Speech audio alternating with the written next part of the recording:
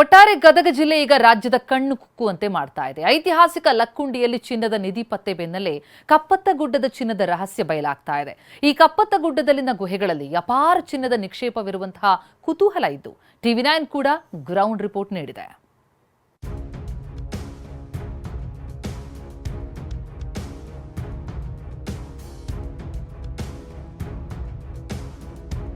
ಗುಹೆಯೊಳಗೊಂದು ಗುಹೆ, ಆ ಗುಹೆಯಲ್ಲಿ ಮತ್ತೊಂದು ಗುಹೆ, ಬಾವಿಯೊಳಗೊಂದು ಬಾವಿ, ಆ ಬಾವಿಯೊಳಗೆ ಮತ್ತೊಂದು ಬಾವಿ. ಹೆಜ್ಜೆ ಇಟ್ಟಲ್ಲೆಲ್ಲ ಕೌತುಕ. ಔಷಧ ಸಸ್ಯಕಾಶಿಯಲ್ಲಿ ಚಿನ್ನದ ನಿಕ್ಷೇಪದ ರಹಸ್ಯ. ಕಪ್ಪತ್ತ ಗುಡ್ಡದಲ್ಲಿ ನಿಗೂಢ ಗುಹೆಗಳ ಸಾಮ್ರಾಜ್ಯ ಅನಾವರಣ. ಭಯಾನಕ ಕಾಡು, ದುರ್ಗಮ ರಸ್ತೆ, ಚಿನ್ನದ ಗುಹೆ ಶೋಧ.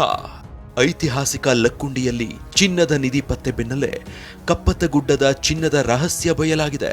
ಗದಗ ತಾಲೂಕಿನ ಮಹಾಲಿಂಗಪುರ ಬಳಿಯ ಕಪ್ಪತ್ತಗುಡ್ಡದಲ್ಲಿ ಅದ್ಭುತ ಭಯಾನಕ ಗುಹೆಗಳು ಎಲ್ಲರ ಗಮನ ಸೆಳೆತಿವೆ. ನಿಗೂಢ ಮತ್ತು ಭಯಾನಕ ಗುಹೆಗಳಲ್ಲಿ TV9 ತಂಡ ಗ್ರೌಂಡ್ ರಿಪೋರ್ಟ್ ಮಾಡಿದೆ. ನಾವೀಗ ಗದಗ ತಾಲೂಕಿನ ಮಹಾಲಿಂಗಪುರ ಸಮೀಪದ ಕಪ್ಪತ್ತಗುಡ್ಡದ ಏನು ಗುಹೆ ಬಳಿ ಇದ್ದೀವಿ. ಈಗ ನೋಡ್ಬೋದು ಎಂಥ ದುರ್ಗಮವಾದಂಥ ರಸ್ತೆ. ಇಲ್ಲಿ ಒಬ್ಬರು ಯಾರೋ ದಾರಿ ತೋರಿಸೋರು ಇಲ್ಲ ಅಂದರೂ ಕೂಡ ನಮಗೆ ಈ ದಾರಿನೇ ತಪ್ಪುತ್ತೆ. ಈ ಒಂದು ಗುಹೆಗೆ ಹೋಗೋದು ಕೂಡ ದೊಡ್ಡ ಕಷ್ಟ ಆಗುತ್ತೆ.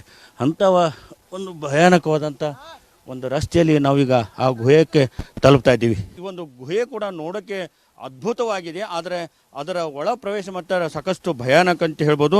ಯಾಕೆಂದರೆ ನಾವು ಯಾವುದೋ ಒಂದು ಗುಹೆಗಳ ಲೋಕಕ್ಕೆ ಬಂದಿದ್ದೀವಿ ಅನ್ನೋಂಥ ಅನುಭವ ಇಲ್ಲಿ ಸಿಗುತ್ತೆ. ಯಾಕೆಂದರೆ ಕಪ್ಪತ್ತಗುಡ್ಡದ ಒಂದೊಂದು ಗುಹೆಗಳ ಆಕಾರ ಕೂಡ ವಿಭಿನ್ನವಾಗಿದ್ದಾವೆ. ಒಂದೊಂದು ಗುಹೆಗಳಲ್ಲಿ ಕೂಡ ಒಂದು ನೋಡೋಕ್ಕೆ ಅದ್ಭುತ, ಆದರೆ ಇಲ್ಲಿನ ಏನು ಎಂಟ್ರಿ ಏನಿದೆಯಲ್ಲ ಅದು ಸಾಕಷ್ಟು ಭಯಾನಕವಾಗಿದೆ ಅಂತ ಹೇಳ್ಬೋದು. ಈ ಒಂದು ಗುಹೆಯ ಒಳಗೆ ಮತ್ತೊಂದು ಗುಹೆ ಅನ್ನುವ ರೀತಿಯಲ್ಲಿ ಈ ಭಾಗದಲ್ಲಿ ನಾವು ನಿಮಗೆ ತೋರಿಸ್ತೀವಿ.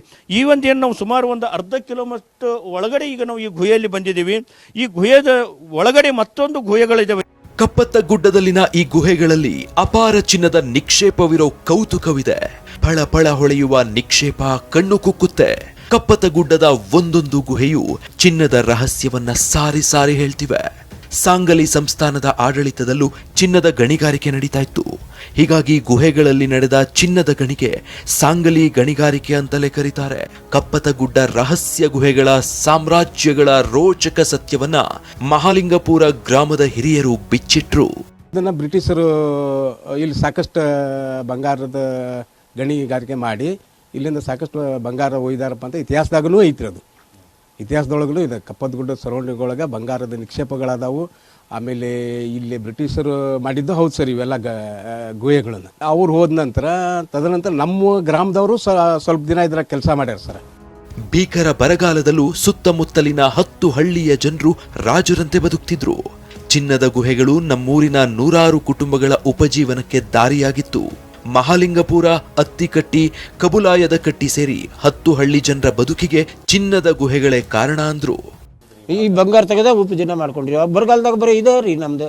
ನಮ್ಮ ಹೊರಗಡೆ ಹೋಗಿದ್ದೀವಿ ಅಂದ್ರೆ ಒಂದು ಪಾಯಿಂಟ್ ಏನಾರು ಗಳಿಸ್ಕೊಂತಿದ್ದೀವಿ ರೀ. ಇಲ್ಲಿ ಇದ್ದು ನಾವು ಸ್ವಲ್ಪ ಇಲ್ಲಿ ದುಡಿಮೆನೂ ಆತು ರೀ, ಹೊಟ್ಟೆ ಜೀವನಕ್ಕೆ ಆತು. ಮತ್ತೆ ಎಲ್ಲಿ ಹೋಗೋದು ಅಂತ ಹೊಲಮಾರಿ ಮಾಡ್ಕೊಂಡು ಹೋದ್ವಿ. ಚಿಮ್ಣಿ ಕಾರ್ಬನ್ ಜಾಸ್ತಿ ಆಗಿ ನಮಗೆ ಅಪಾಯ ಆಗಿಬಿಡ್ತೀರಿ. ಹಿಂಗೆ ಕೆಮ್ಮಿ ಒಂದು 50ರಿಂದ 60 ಮಂದಿ ಬರೀ ಅದು ಕಾರ್ಬನ್ಲಿಂದನೇ ಸತ್ತು ಹೋಗ್ಯಾರ ನೋಡಿ. 1 ಗ್ರಾಂ ಚಿನ್ನ 11 ರೂಪಾಯಿಗೆ ಮಾರಾಟ ಆಗ್ತಿತ್ತು. ಮಳೆಗಾಲದಲ್ಲಿ ಇಂದಿಗೂ ಕಪ್ಪತ್ತಗುಡ್ಡದಿಂದ ಫಳಫಳ ಚಿನ್ನ ಹರಿದು ಬರುತ್ತೆ. ಬ್ರಿಟಿಷರ ಕಾಲದಲ್ಲೂ ಕಪ್ಪತ್ತಗುಡ್ಡದಲ್ಲಿ ಚಿನ್ನದ ಗಣಿಗಾರಿಕೆ ನಡೀತಾ ಇತ್ತು. ಹಟ್ಟಿ ಚಿನ್ನದ ಗಣಿ ಕಂಪನಿಯಿಂದಲೂ ಗಣಿಗಾರಿಕೆ ನಡೀತಾ ಇತ್ತು.